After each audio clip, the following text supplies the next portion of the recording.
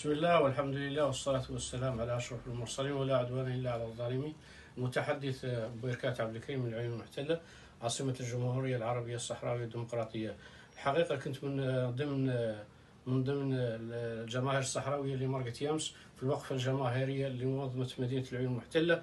الجماهير كانت متميعدة على وقفة مقرر في الساعة 7. الوقفة كانت من أجل المطالبة بالحرية والاستقلال الشعب الصحراوي، وتعرضت لاعتداءات متعددة في شارع السمارة في عدة نقاط أثرت اعتداءات همجية من طرف قوات الاحتلال.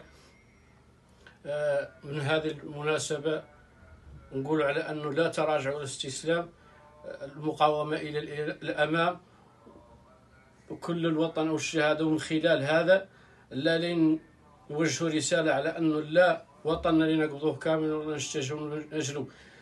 من خلال هذا كذلك نحيي جميع المناضلين والمناضلات، نحيي جميع بواسل وماجدات الانتفاضة اللي حضروا يامس وكسروا الحصار البوليسي. حصار من جيش بوليسي عسكري كان خانق مدينة العيون. استطاعوا هذا المناضلين وهذا المناضلات الحقيقة كسروا والتظاهر. هذا الحقيقة عبروا على أنهم مدرعات حقوقية بالأرض المحتلة. استطاعت كسر هذا